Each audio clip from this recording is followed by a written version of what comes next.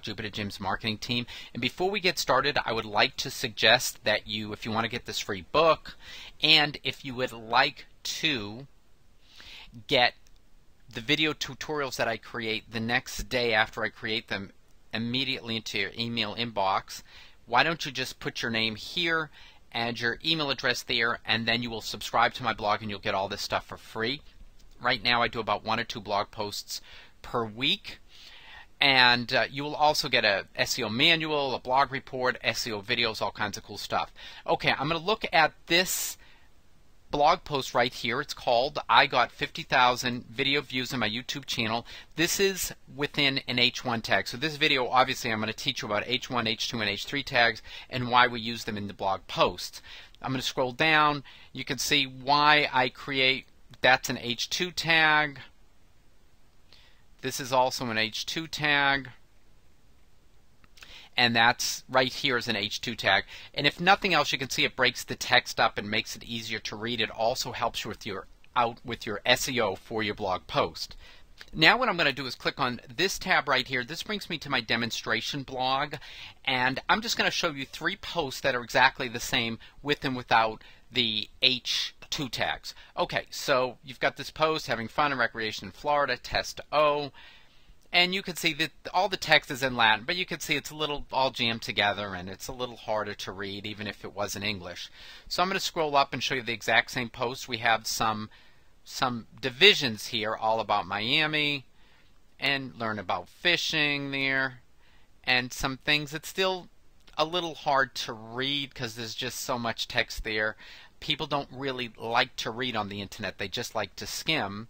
And so let me scroll to the top of this article, and this is the exact same article, fun and recreation in Florida, my favorite ways to have fun. And you can see as I scroll down by putting in those, this is an H2 tag there, H2 tag here, by putting in those H2 tags, another one right there, going to the best beaches in Florida, it makes things easier to read. Now this all about Daytona, these are H3 tags, and I could have centered them if I wanted to. I'm just trying to let you know that every time you use an H2 or H3 or H1 tag, it doesn't have to be centered if you don't want to.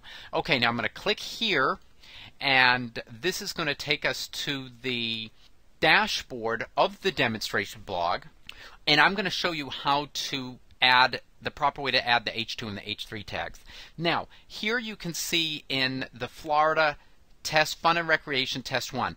Because I put it into the title of the blog post, when I'm using the thesis theme, it automatically puts H1 tags around it. You don't see that here. You'd have to look in the source code.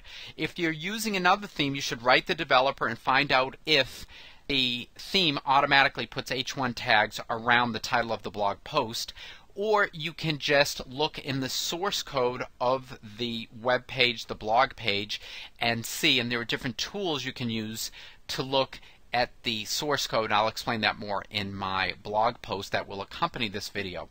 Okay, so let's scroll down here, and we have my favorite ways to have fun in Florida. This is in the HTML. I'm going to go to visual. Okay, there's the visual. Go to HTML, and you can see there are no tags around this section right here. I'm going to go to visual. I'm going to highlight this whole section here. Then right where it says paragraph, I'm going to go down. I'm going to do H2, heading 2. By the way, you only want to use one H1 tag per blog post, but you can use as many H2 tags as you'd like. Suggested would be between 2 and 5. You shouldn't need more than that. So I've already added the H2 tag, so let's just go here, and you can see it's surrounded by H2 tags right there. Okay. Now what I'm going to do, go back into visual mode. I'm going to highlight this again, and I'm going to center it. Just click on this, align center, just like you would do in Word, Microsoft Word, and then it's centered. It's as simple as that. It's an H2 tag. To see what it looks like in HTML, click up here, and you can still see we still have the H2 tags here, but it added a little bit of CSS code to align it to the center. To simplify things, I'm going to go back to visual. I'm going to scroll down and learn about water skiing. Once again, H2.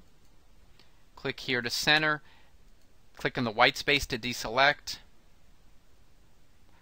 And we're going to make this an H2, and I'm going to show you how to add an H3 in a second. H2 tag right there, heading 2 tag. Click here to center. Now this, I'm going to make an H3 tag. So scroll down here. That's H3.